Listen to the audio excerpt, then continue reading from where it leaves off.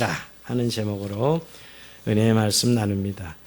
부모에게 자녀는 하나님께서 주신 선물이고 가장 큰 축복입니다. 우리가 시편에 보면 자녀는 여호와의 기업이요 태의 열매는 그의 상급이로다, 이렇게 시편 기자는 노래하고 있습니다. 근데 여러분, 정말 우리의 자녀들이 하나님의 기업이고 우리의 상급이 되고 있습니까? 우리나라 자녀 교육에 대한 열정은 대단합니다. 사교육비 최고의 나라지요. 지난주에 미국에서 오신 목사님의 설교를 듣는데 그 목사님 너무 놀라우는 거예요. 자기가 지나가다가 학교가 하교하는 길인데 순식간에 노란 차들이 쫙 줄 서가지고 애들을 그냥 나오자마자 채워서 낚아채워서 학원으로 쭉 가는 모습을 보면서 그 차가 한두 대가 수십 대의 차가, 노란 차가, 그걸 보고 너무 놀랬다는 거예요. 한국이 바로 이런 데구나 하고 그 모습에 너무 놀라요. 그분이 놀라지만 밤에 보면 여기 또 오륜 이 동에 가보면 올림픽 아파트 앞에 가면 거기도 뭐 수십 대가 밤 9시, 10시군요. 밤 10시가 되면 다 스카웃해서 집으로 데려가는 모습을 보게 됩니다. 대단한 자녀 교육에 대한 열정이죠, 여러분. 대단한 자녀. 그래서 우리가 헬리콥터 부모, 헬리콥터 맘이라는 말 들어보셨습니까? 자녀 양육과 교육에 극성스러울 정도로 관심을 쏟는 부모를 지칭하는 용어죠. 헬리콥터처럼 자녀의 머리에 맴돈다고 해서 붙인 이름입니다. 근데 요새 헬리콥터 부모는 대학까지 진출했습니다. 서울 지역 사립대학 교수님이 한 분이 학년 말에 학부모의 전화를 받았는데 이런 전화였습니다. 우리 애가 열심히 공부했는데 성적이 이렇게 나온 이유가 뭐냐? 이렇게 항의를 했다고 합니다. 그리고 로스쿨 들어갈 건데 이런 과목을 듣는 게 맞느냐? 이렇게 물었다는 것이죠. 그런데 또 다른 교수님은 더 놀라운 일이 있었어요. 강의실에 웬 중년 부인이 앉아있기에 누구시냐고 물었더니 애가 아파서 대리 출석하러 왔다, 이렇게 기겁한 적이 있다고 합니다. 이젠 대학이 유치원이 된 것이죠. 근데 여러분, 학교에 머무르지 않습니다. 요새 이 헬리콥터 부모는 부대까지 진출한다. 부대까지. 중대장에게 전화해서 아들 안부를 챙기는 부모님들이 많다고 합니다. 그래서 아들이 산을 타다가 넘어져서 긁혔는데 겨울에 산에 올라가서 훈련하는 것이 맞느냐? 이렇게 묻는 엄마가 있다고 합니다. 보직 바꿔달라는 건 뭐 물론이고, 행군 따라 간식 들고 온 아버지도 있었다고 합니다. 국방부 유치원이죠, 여러분. 예, 그렇습니다. 근데 정말 우리는 정말 이렇게 자녀들 교육이 열정인데 잘 양육하고 있습니까? 우리가 정말 자녀를 잘 양육하고 싶다면 하나님 말씀에 귀를 기울여야 됩니다. 왜냐하면 우리의 자녀는 우리 부모의 소유가 아닙니다. 우리의 몸으로 낳았지만 자녀의 소유는 하나님이십니다. 하나님이 우리를 우리의 하나님의 기업으로 주시고 복을 주신 것이지요. 그래서 하나님은 우리를 통하여 자녀를 주셨고 그 자녀들이 복 받기를 원합니다. 그 복을 누리라고 가르치라고 말씀하고 있어요. 자, 신명기 6장 1절 이하에 보면 이렇게 말씀하고 있어요. 이런 것 너희 하나님 여호와께서 너희에게 가르치라고 명하신 규례와 명령과 법도라. 가르치라고 명하신 명령과 규례와 법도다. 이렇게 말씀하면서 하나님의 말씀을 가르치라는 것이지요. 그런데 오늘 이 가르치는 대상이 누구냐면 너와 내 아들과 내 손자들이라고 분명히 말씀하고 있어요. 너와 내 아들과 내 손자들이 평생에 내 하나님 여호와를 경외하며 이렇게 말씀하고 있죠. 그리고 복을 누릴 수 있도록 가르치라고 이야기했어요. 그래서 오늘 정말 자녀들에게 뭘 가르쳐야 되냐 말이에요. 근데 여러분, 교육은 하나님의 아이디어입니다. 교육은 하나님의 아이디어. 하나님의 교육을 통해서 하나님 백성을 탁월하게 하셨죠. 사실 이스라엘 백성들은 400년 동안 노예로 살았습니다. 오늘 이 말씀이 그 이스라엘 백성을 출애굽한 이스라엘 백성이 주신 말씀인데 그들은 노예로 400년 살면서 노예 근성이 있습니다. 스스로 노예라는 정체성을 가지고 살았지요. 그러니까 여러분, 노예가 잘하는 것이 뭐죠? 불평과 원망입니다. 그러니까 하나님은 이들을 이끌어내신 후에 광야에서 40년 동안이나 교육시키시지요. 교육을 통해서 민족을 개조하시고 노예였던 히브리 민족을 세계 민족에 뛰어나도록 세우십니다. 제사장 나라로 세우시지요. 그래서 오늘 이스라엘을 하나님이 얼마나 교육에 힘써서 자기 백성을 만드신지 모릅니다. 이것을 우리가 쉐마 교육이라, 쉐마 교육. 쉐마라는 뜻은 들으라 라는 뜻이거든요. 신명기 6장 4절 예의 말씀입니다. 이스라엘아 들으라. 우리 하나님 여호와는 오직 유일한 여호와시니 너는 마음을 다하고 뜻을 다하고 힘을 다하여 내 하는 여호와를 사랑하라. 오늘 내가 네게 명하는 이 말씀을 너는 마음에 새기고 내 자녀에 부지런히 가르치며 집에 앉았을 때든지 길을 갈 때든지 누워있을 때든지 일어날 때든지 이 말씀을 강론할 것이며 너는 또 그것을 내 손목에 메고 기호를 삼으며 내 미간에 붙여 표로 삼고 내 집 문설자 바깥문에 기록할지니라. 이 세마 교육이 이스라엘의 기본 교육이에요. 이건 어릴 때부터 여러분 가르치는 교육이고요. 그래서 모세오경 토라라 그러죠. 모세오경을 거의 암송하게 하는 교육이 유대인들의 교육입니다. 그래서 여러분 참 유대인들의 힘이 어디서 나오냐? 저는 이 교육에서 나온다고 생각합니다. 어려서부터 이들이 토라를 가르치고 토론을 그 말씀을 즐겨하게 하고 자신들의 정체성을 중요시하는 삶의 방식이 오늘 유대인들을 그렇게 만들었다고 이야기합니다. 뜨거운 교육열은 우리와 비슷한데 사실 어떻게 보면 유대인들은 자녀를 대하는 태도나 그들이 추구하는 공부 목적은 우리와 결이 좀 다릅니다. 이들이 어릴 때 반드시 안식일이 되면 이 토라를 가지고 변함없이 공부하는, 암송하는 그런 모습. 그래서 그들의 지난 출애굽의 역사, 순환의 역사, 자신들의 정체성 교육을 확실하게 합니다. 여러분 세계 유대인이 0.2%밖에 안 돼요. 1,300만 명 정도니까 여러분. 그런데 이들이 미치는 영향이 어마어마합니다. 정치, 경제, 문화, 미디어, 미국의 주요 산업과 트렌드를 이끄는 이들이 다 유대인들이고요. 이들은 할리우드를 만들고 미국의 영화 사업을 주도하고 있고요. 뉴욕 타임즈, 워싱턴 포스트 4대 일간지가 다 경영자들이 유대인들입니다. ABC, CBS, MBC, TV 매체들 경영자들도 다 유대인들이죠. 미국의 원자탄 발명이나 우주 산업을 개척한 학자들, 컴퓨터, 인터넷을 개발하는 주역들도 전부 유대인들입니다. 미국의 아이비리그나 하버드 재학생의 30%가 유대인들이고요. 노벨 수상자의 23%가 유대인들입니다. 자, 이런 유대인들의 힘을 과연 우리는 어떻게 봐야 되느냐 하는 것이 그들의 교육의 힘이다라고 이구동성으로 다 인정합니다. 교육의 힘이다. 그래서 유대인들은 여러분 이 쉐마 교육을 하면서 특히 잠언서가 여러분 우리가 늘 잠언서가 유대인들의 조기 교과서예요. 조기 교육의 교과서, 잠언서. 자녀를 앉혀놓고 잠언서를 부지런히 외우고 가르치죠. 잠언서. 오늘도 여러분 우리가 22장 6절 읽었는데 마땅히 갈 길을 아이에게 가르치라. 그리하면 늙어도 그것을 떠나지 아니하리라 그랬습니다. 여러분 마땅히 갈 길은 사람의 도리고요. 마땅히 갈 길은 정로죠. 마땅히 갈 길은 평생 걸어가야 될 길이에요. 이 길을 마땅히 어릴 때 어린아이에겐 가르치라. 그러면 평생 그것이 떠나지 않을 것이라고 이야기합니다. 뭘 가르쳐야 되냐? 오늘 한 두 가지로 요약해 볼 수 있어요. 첫째는 하나님을 경외하는 법을 가르치라는 것이고요. 두 번째는 하나님을 신뢰하는 법, 하나님을 신뢰하고 의지하는 법을 가르치라라는 것이에요. 요약하면요. 자, 우리가 이 부분에 있어서 단순히 부모가 믿었기 때문에 자녀도 믿는다는 개념. 여러분 유대인들은 하나님 백성 태어난다고 믿잖아요. 그럼에도 불구하고 이들은 하나님 명령하신 교육, 이 세마 교육을 철두철미하게 실천하고 순종했다는 것이에요. 유대인들의 얼마나 순환과 고난과 핍박의 역사였지만 그들이 살아남고 그들이 이 선한 영향력을 행사할 수 있는 것은 바로 유대인들의 이 가정 안에 있는 자녀 교육에 있다라고 하는 것입니다. 자, 잠언 1장 7절에 보면 여러분 여호와를 경외하는 그 지식의 근본이거늘 미련한 자는 지혜의 훈계를 멸시하느니라. 자, 여호와를 경외하는 그 지혜의 근본이다. 여호와를 경외하는 게 사람의 본분이라는 것입니다. 전도서 12장 3절에 보면 일의 결국을 다 들었으니 하나님을 경외하고 그 명령들을 지킬지어다. 이것이 모든 사람의 본분이니라. 자, 하나님을 경외하고 명령을 지키는 게 사람의 본분이라는 것이에요. 여러분 이 세상에 고운 것도 아름다운 것도 아무리 아름다운 것도 다 지나갑니다. 하지만 여호와를 경외하는 것은 영원합니다. 우리의 인생 길면 80, 100이라 하더라도 인생은 다 지나가지만 하나님을 경외하는 것 영원한 것이죠. 잠언 31장 30절에 보면 고운 것도 거짓되고 아름다운 것도 헛되나 오직 여호와를 경외한 자는 칭찬을 받을 것이라.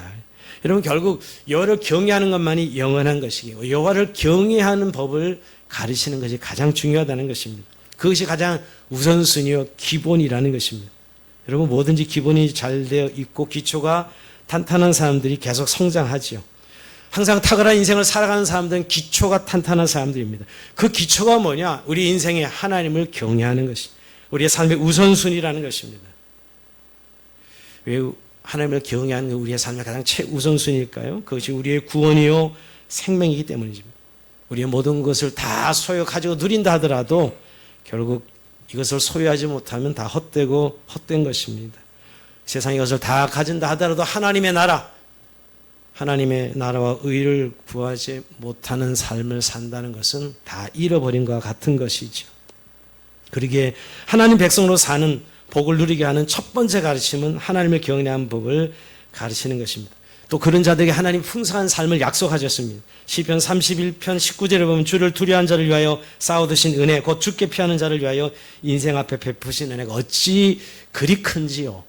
여호와께 피하는 자에 하나님 그들에게 준 은혜가 얼마나 큰지 시편 기자가 노래하고 있습니다. 그래서 하나님을 두려워한다는 것은 무서워한다는 뜻이 아니라 하나님을 존귀 여긴다는 것, 경외한다는 것이요. 하나님을 함부로 대하지 않고 하나님을 존중한다는 것입니다. 하나님은 자기를 존중하는 자들을 존중하시겠다고 말씀하셨습니다. 사무엘상 2장 30절에 보면 나를 존중히 여기는 자를 내가 존중히 여기고 나를 멸시하는 자를 내가 경멸하리라 했습니다. 이 여호와를 경외하는 법을 어릴 때부터 가르치는 것. 자, 두 번째는 이어서 결국 여호와를 신뢰하는 법을 가르치는 것입니다. 하나님을 경외하는 사람은 사람을 두려워하지 않습니다. 물론 사람을 존중해야 되죠. 그러나 사람을 하나님처럼 두려워하지는 않습니다. 하나님을 경외하는 사람은 사람을 두려워하지 않는 것이죠. 어떤 위협이나 음모나 모함에도 두려워하지 않습니다. 잠언 29장 25절에 보면 사람을 두려워하면 올무에 걸리게 되거니와 여호와를 의지하는 자는 안전하리라 말씀하셨습니다. 요셉은 하나님을 경외하는 사람이었습니다. 그는 형제를 만날 때마다 형제들에게 그는 하나님을 경외한다고 고백하지요. 그리고 요셉은 하나님을 경외하고 하나님을 전적으로 신뢰하는 삶을 삽니다. 여러분 우리가 요셉의 삶의 탁월함을 보면 결국 그 하나님을 끝까지 의지하는 즉 그 삶을 보는데 그 하나님을 의지하는 삶의 내용은 환경이 좋아서도 아니고 조건이 좋아서도 아닙니다. 우리가 요셉이 나중에 총리가 된 모습을 생각하기 전에 그가 17년 동안 겪었던 그 삶에 말할 수 없는 고난과 정말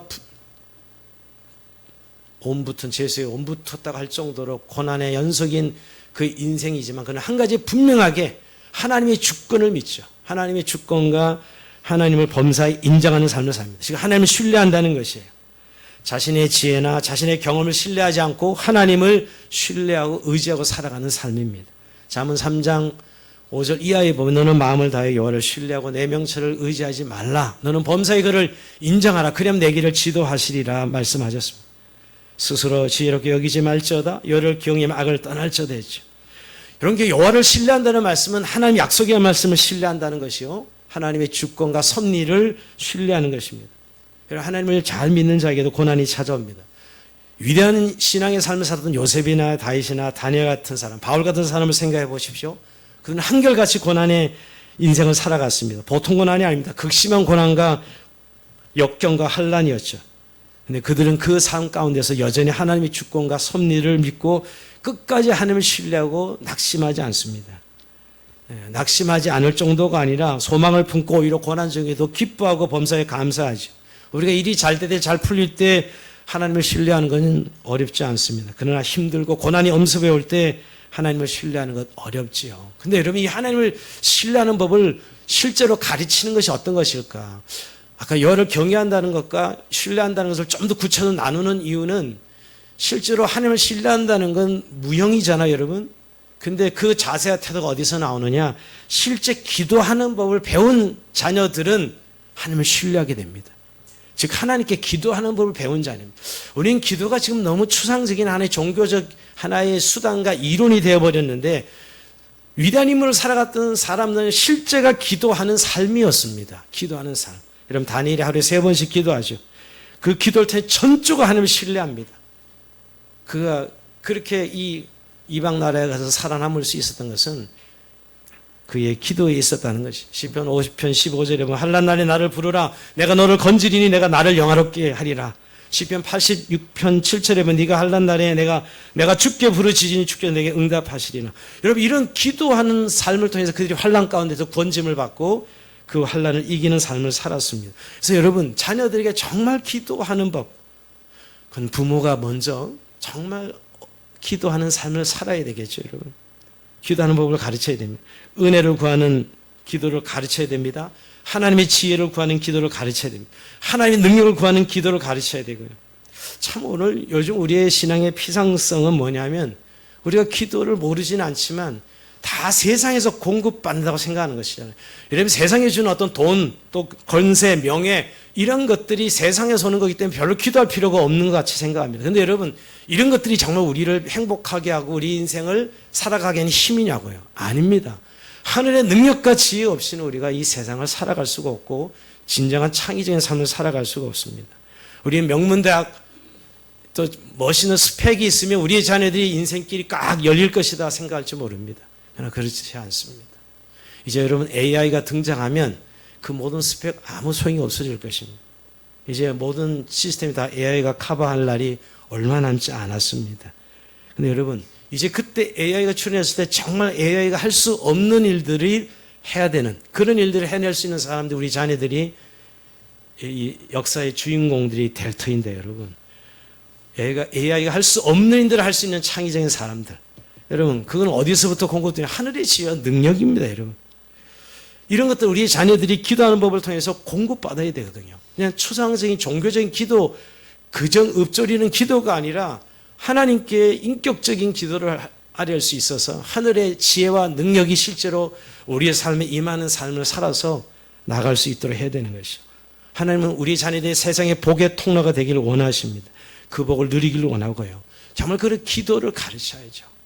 우리가 정말 그 기도의 실제가 있는 그래서 정말 위험하고 정말 살아가기 힘든 세상을 우리가 맞이하고 있는데요. 그러면 그럴수록 정말 하늘의 능력과 지혜로 살아가는 기도를 자녀들에게 가르쳐야 됩니다. 자, 근데 여러분, 오늘 근데 하나님을 신뢰하는 법을 근데 어디서 배우죠? 성경입니다, 성경. 자, 실제는 기도고요. 그리고 우리가 매일매일 살아가는 삶 가운데 하나님을 신뢰하는 법을 배우는 교과서는 성경입니다. 성경을 통해서 배워야 됩니다. 여러분, 정말 성경을 가르치고 성경을 읽는 성경에서 날마다 하나님을 신뢰하는 믿음의 삶을 실제가 이루어질 수 있도록 그렇게 해야 되는 것이죠. 성경의 힘으로 꿈을 이룬 대통령 링컨이라는 책이 있습니다. 그러면 지금까지 미국에서 가장 존경받는 대통령 한 사람을 꼽으라면 42명 중에 에브라함 링컨입니다. 2009년도에 이미 역사학자들이 그렇게 설문조사했고요. 2006년에는 미국 역사 형성에 가장 영향을 끼친 인물 한 사람을 찾으라 그러면 역시 1위가 에브라함 링컨이었습니다. 근데 이 위대한 지도자 에브라함 링컨을 만드는 원동력은 어디에 있습니까? 명문대학입니까? 아니에요. 그는 시골에서 태어나서 학력이라고는 초등학교 9개월 다닌 것이 전부입니다. 가정 배경입니까? 링컨의 아버지 토마스 링컨은 1637년 영국에서 이민 온 직공의 후예로 신발 만드는 일, 목수, 농장 일꾼으로 전전했습니다. 사인할 때 글자를 써본 적이 없는 사실상의 문명이었다고 해요. 너무 가난해서 작은 통나무집에 살면서 누나와 함께 땔감으로 쓸 나무를 주워오기도 하고 아버지를 따라 옥수수씨를 뿌리기도 했다고 합니다. 그리고 링컨의 어머니는 9살 때 세상을 떠났습니다. 새 어머니랑 어린 시를 보내죠. 근데 어떻게 이런 링컨이 이렇게 위대한 지도자가 되었을까요? 링컨은 취임식장에서 낡은 조그만 성경책을 들고 나서 이렇게 고백했습니다. 이 낡은 성경책은 바로 어머니께서 저에게 물려주신 가장 값진 유산입니다. 저는 이 성경책으로 말미암아 대통령이 되어 여기 이 자리에 서게 되었습니다. 저는 성경 말씀대로 이 나라를 통치할 것을 약속드립니다. 이렇게 그는 고백했다고 해요. 정말 그는 고난을 이기고 수많은 노예를 해방시키고 하나의 미국을 세우지요. 근데 실제 그의 어린 시절에 링컨의 어머니 낸시 행크스 여사가 어릴 때부터 성경 이야기를 들려주고 성경으로 교육을 시킨 것입니다. 특히 9살 때 어머니가 세상을 떠나면서 한 유언이 기록에 남아있는데 이렇게 손을 잡고 유언했다고 하면 정말 너는 착한 아이였지. 내가 15살까지는 살고 싶었다. 그러나 그렇게 내 뜻대로 되지 않는구나. 하나님이 하시는 일임으로 내가 없어도 아버지와 누나 말을 잘 듣도록 해라. 비록 지금보다 더 가난한 삶이 되더라도 하나님을 믿고 열심히 일을 해야 한단다. 사람이란 부자가 되거나 높게 되는 것보다 마음을 바르게 가져야 한다. 그것이 사람으로서 가장 중요한 것이란다. 에이브야, 나는 집이 가난이므로 학교에 보내지 못한 점이 너무 미안하구나. 그래도 나는 내게 성경의 이야기를 했었지. 넌 커서도 성경을 읽어야 한다, 에이브야.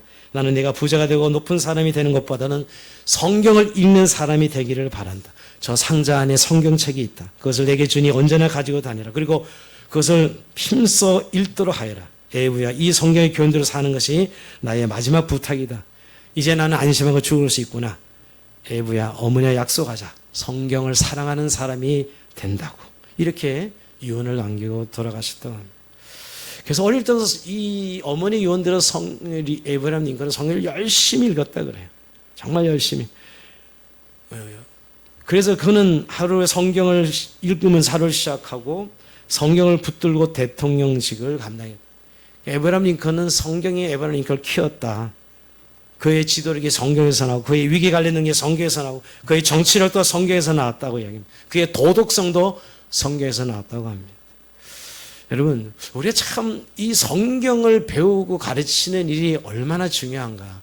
종교에서 머물지 아니하고 정말 우리 아이들이 성경을 알고 배우는 그것이 우리 아이들의 인생에 얼마나 중요하다는 사실을 우리는 다시 한번 이 아침 자각하고 성경을 가르쳐야 됩니다. 우리가 사교육, 국어, 영어, 수학 가르치려고 높은 사교육비를 드리고 있잖아요. 이제 성경 과외를 좀 해야 되지 않겠습니까? 성경 학원을 좀 보내야 되지 않겠어요? 정말 우리 교회에서부터 정말 성경을 아이들에게 필수로 가르치는 그런 무브먼트가 일어나야 됩니다. 우리가 다른 교육 그렇게 애써 시키면서 정말 성경 교육을 우리는 얼마나 시키고 있는가.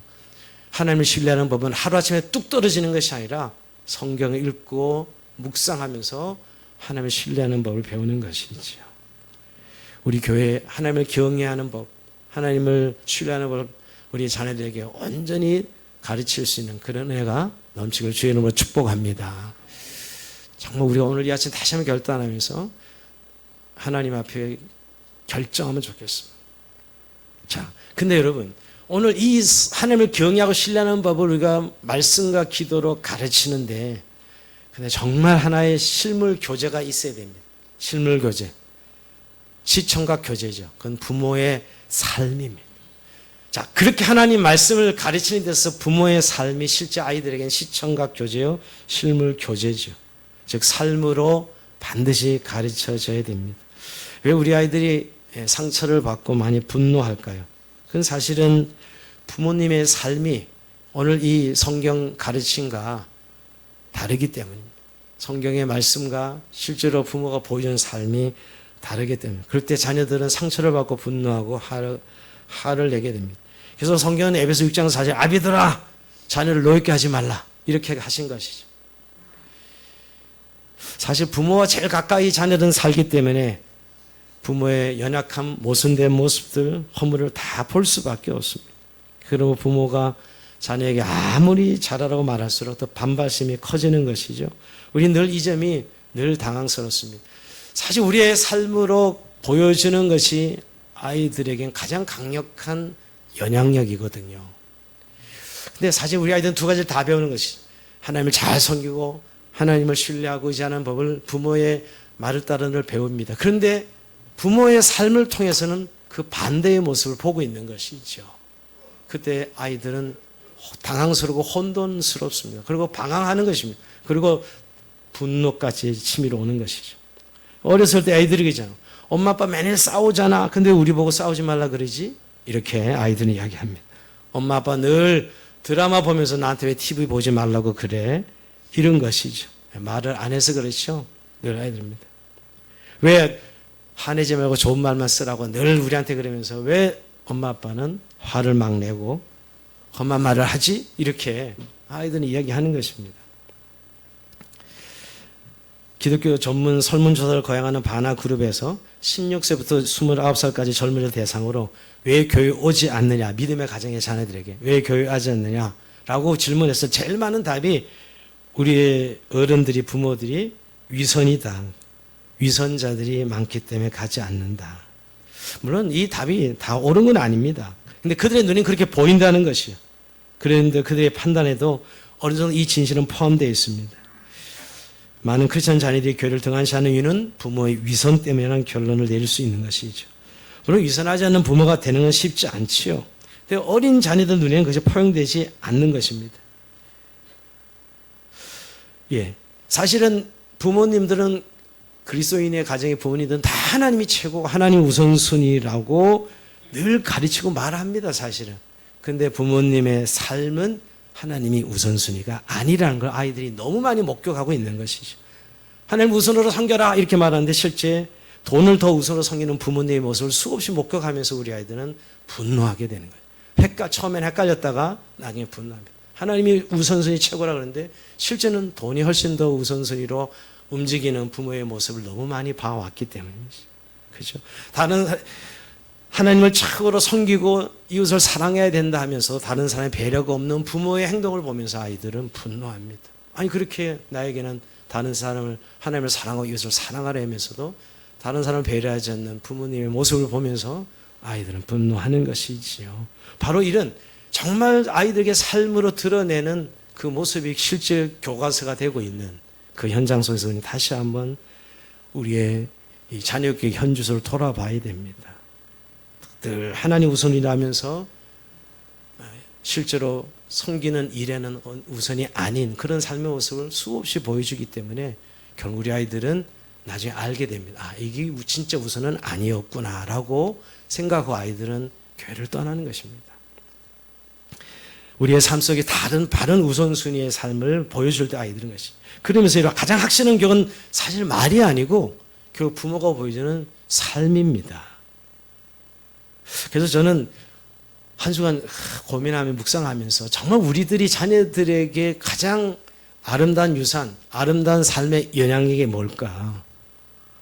그건 정말 예수 믿는 것이 행복하고 좋은 것입니까? 라는 아이들이 질문을 던지고 있는 거거든요.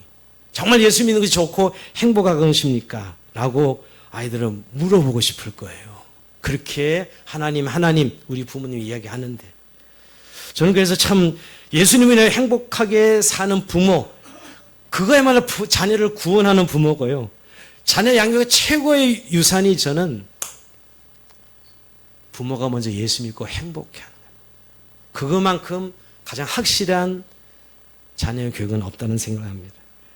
여러분, 우리가 우리 안에서 예수 믿는 것이 행복하지 않으면서 너무 성급하게 자녀를 하나님으로 이끌어야지 하는 생각은 아이들에게 참 이상하게 보이는 것입니다. 본인이나 먼저 예수님 안에서 행복하고 신실하게 살지 이런 생각하지 않겠습니까? 왜 우리 엄마 아빠는 행복하지 않지? 이런 질문이죠. 물론 이 행복이 세상적인 행복을 말하는 건 아니라는 거 너무나 잘 알고 있습니다. 근데 애들들이 조금 이제 커가면 여러분 삶이 정말 녹록치 않고 어렵다는 거 다 압니다. 그럼에도 불구하고 우리 부모는 왜 저렇게 굳건하게 살지? 왜 이렇게 기뻐하며 살지? 궁금합니다. 우리의 자녀들은. 물어보고 싶은 거죠. 엄마 아빠 왜 그렇게 힘들고 어린데도 그렇게 행복하고 기쁘지? 라고 물어볼 때 내 안에 계신 예수님 때문이야. 난 예수님과 함께 살기 때문에 그렇게 살고 있어 라고 이야기할 수 있다면 최고의 저는 자녀 교육이라고 생각합니다. 자녀를 구원하는 삶의 모습이죠. 결국 여러분 우리가 그 교육이 성경과 말씀으로 가르치는 기도로 가르치는 게 맞습니다. 그러나 결국 우리 아이들이 영향을 받는 것은 부모의 삶이란 실제 이 실물 교과서, 시청각 교재가 우리 아이들의 인생을 결정해 주는 것이죠.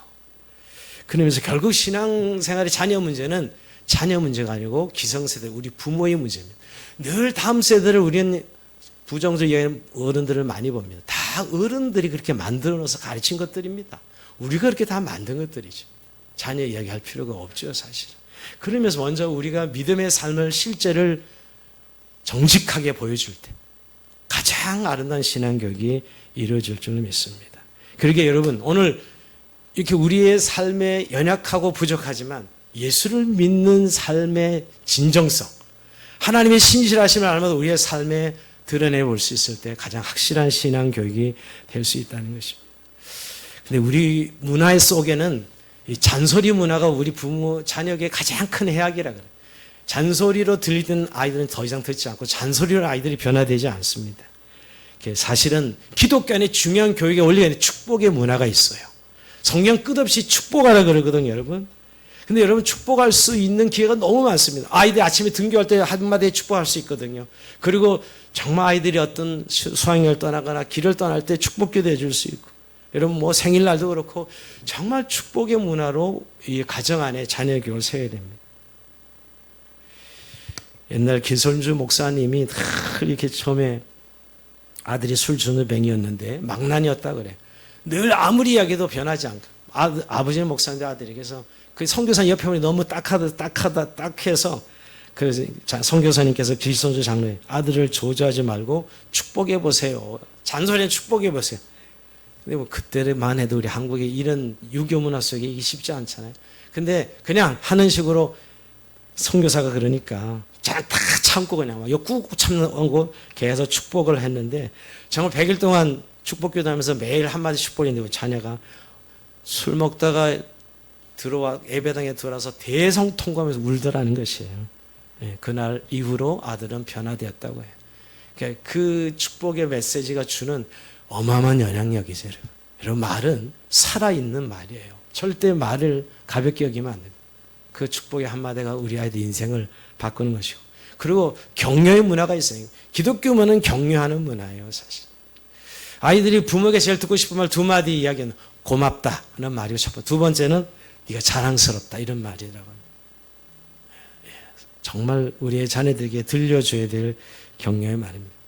오늘 말씀을 마무리하면서 여러분, 자, 우리가 이제 아이들이 어릴 때는 이렇게 가르칠 수 있지만 아이들이 성이 되면 부모는 떠나야 됩니다. 근데 떠나지 못하는 부모들이 많습니다. 떠나는 것이 진짜 가르침의 실제거든요, 여러분. 우리의 가르침이 언제 드러나느냐? 이제 부모가 아이를 떠나야 될 때. 근데 못 떠나는 부모들이 너무 많습니다. 요즘 결혼도 늦게 하고요. 또 안 하기도 하고. 끝까지 부모 곁을 떠나지 않아요. 물론 꼭 장소를 떠나는 게 떠나는 건 아니죠. 관계를 바꾸는 거죠, 여러분. 창세기 2장 24절 이러므로 남자가 부모를 떠나 그의 아내 앞에 둘이 한 몸일 줄알아. 이제 부모가 우선순위가 아니라 배우자가 우선순위 되도록 자기가 우선순위가 되도록 관계가 바뀌어야 되는데 떠나지 못하면 여전히 아이들은 묶여 있습니다. 성장하지 못합니다. 사실 부모의 사랑이라는 이 미명 아래 끝까지 자녀를 붙드는 부모들이 많아지고 있습니다. 이게 집착이죠, 여러분. 사랑과 집착은 너무 다릅니다. 집착은 자기를 위해서 사랑하는 것이고요. 정말 사랑은 자녀를 위해서 하는 것이. 진짜 자녀를 위해서 성인이 되면 떠나는 게 하나님 법이에요. 떠나야 됩니다. 아이들이 스스로 인생을 걸어갈 수 있도록 떠나줘야 돼요. 근데 요새 부모님 중에 빈둥지 증후군에 걸려서 우울증 걸린 사람 많다고 합니다. 애들이 성장해서 갑자기 일이 없어져. 그렇게 열심히 아이를 위해서 섬기다가 일을 하다가 빈둥지 증후군에 걸려서 늘 공허하고 눈물 흘리는 그런 부모들이 많다고 합니다. 이제 여러분 떠나는데 오히려 일찍 떠나면 떠날수록 좋다고 생각합니다. 우리가 성경에 좀 극단적인 예가 될지 모르지만 여러분 사무엘이라는 인물과 모세를 한번 생각해 볼까요? 그들이 언제 엄마랑 신앙교육을 받았죠, 엄마한테서? 모세는 요게벳이 엄마인데 저 뗄 때까지예요. 그리고 바로 궁중교육에 들어갑니다. 사무엘도 여러분 그가 하나님께 기도해서 받은 아들이라 서원하죠. 그래서 저 떼고 3살 정도의 엘리 제사장이 넘겨줍니다. 그러니까 모세와 사무엘은 사실 한 3살, 2살 요 정도 정말 저 뗄 때까지였지만 그들의 삶은 어떠했습니까? 어마어마한 위대한 삶을 살았습니다. 엘리 제사장 정말 이 엉터리 제사장한테 갔지만 그는 정말 훌륭하게 성장할 수 있었고 모세도 마찬가지. 애굽의 궁중교육을 받았지만 어머니에게 받은 유대인의 신앙교육을 끝까지 시켜서 출애굽의 지도자가 되었습니다. 우리의 염려입니다, 사실은. 그래서 빨리 헤어지는 연습해야 돼요. 헤어져서 그들이 이제 실험을 해봐야 돼요. 그러니까 믿음의 실험을. 실패하는 실험도 해보고 정말 용기에 부딪히는 실험을 해볼 수 있도록 떠나보내야 되는 것이죠. 정말 오늘 저는 자녀들 양육하고 가르치는 속에는 반드시 부모가 떠나주는 것도 정말 우리 자녀들이 믿음으로 사는 실제로 경험할 수 있는 중요한 요소라고 합니다. 그리고 이제 해야 될 일은 뭘까요? 기도입니다. 기도. 여러분 자녀를 기르는 게 부모에게 무거운 짐이라고 생각하죠. 왜 그렇죠? 우리가 자신들이 노력해서 잘 길러야 된다고 생각하기 때문입니다. 그러나 여러분 이제 주님께 맡겨야 됩니다. 우리가 자녀들 양육하는 주님께 온전히 맡겨야 돼요. 자, 맡긴다 해서 노력 안 돌보고 이런 의미가 아니라 그 자녀 양육의 주체를 하나님께 맡기는 것이죠. 여러분 근데 그 맡기는 게 언제 드러나냐 하면 바로 부모가 정말 자녀를 기도하는 사람은 하나님께 맡기게 됩니다. 기도하지 못하는 사람은 자녀를 절대 하나님께 맡기지 못합니다. 기도로 양육한다는 어떤 의미냐면 여러분 우리가 그냥 일어나세요 그러면 제 말 다 일어날 거 아닙니까? 근데 제가 여러분 일어나세요 그러지 않고 늘 기도로 일어나게 해주세요. 늘 기도하거든요. 여러분 목사도 늘 부모의 마음으로 사실은 목양을 하는 것입니다. 하나님이 기뻐하는 성도들의 삶이 이건데 늘 기도로 눈물로 기도하는 것이지 말로 일어나세요 하는 건 너무 쉬운 것이죠. 그렇다고 되는 것도 아니고 여러분 뭐냐면 기도로 양육하는 것이 기도로 우리 자녀들 양육하는 것입니다. 그게 너무너무 답답하고 때로는 너무 더디고 지치고 힘들지 몰라도 기도로 양육하는 것입니다. 어제 제가 잠깐 유튜브를 보는데 주영은 그 연예인이죠. 요새 새롭게 와서 인기 있는 사회자가 주영은 씨인데 그 작곡가이기도 하고 이런 거죠. 새 딸의 아빠다 뭐 맨날 나오기도 하는데 그가 인터뷰를 하더라고요.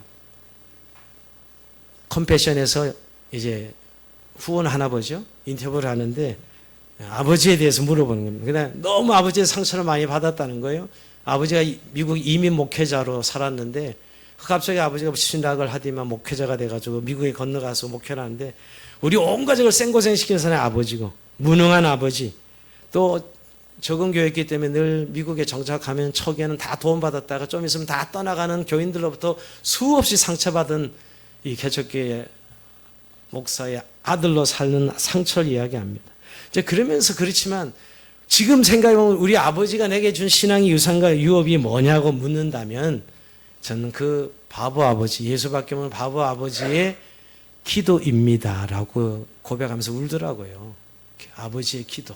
근데 그 아버지가 지금도 뭐 거의 작년에 돌아가실 뻔했는데 다시 또 치료받아서 살아나시긴 하셨지만 지금도 가서 뵈면 늘 하루 종일 하는 일이 딱 한 가지. 주영은 하면 자기 아들을 위해서 끊임없이 지금도 기도한다는 거예요. 그러면서 저 사람 죽으면 누가 나를 위해 기도해 주나 그러더라고요. 근데 자기는 세 딸을 위해서 내가 그렇게 기도하나? 근데 기도 그렇게 못한다는 거죠. 자기 아버지에게 수없는 상처를 받았지만 우리 아버지 최고의 내 삶의 유산과 유업은 아버지의 기도다라고 그는 고백하더라고요. 여러분 기도하는 아버지 부모가 있는 자녀들은 죽지 않습니다. 망하지 않습니다. 하나님이 그의 삶을 축복하시고 인도하시기 때문이죠. 오늘도 결국은 내가 할 수 없는 자녀 양육 하나님께 맡기는 것은 기도로 자녀 양육하는 것입니다. 우리 주영원 공동체 자녀들이 이렇게 하나님 안에서 복을 누릴 수 있는 자녀들로 하나님을 경외하고 하나님을 신뢰하는 자녀들로 세우는 저 여러분들 부모님들 우리 모든 교사들이 되기를 주의 이름으로 축원드립니다. 자 우리 잠시 찬송하고 기도하는 시간을 가집시다.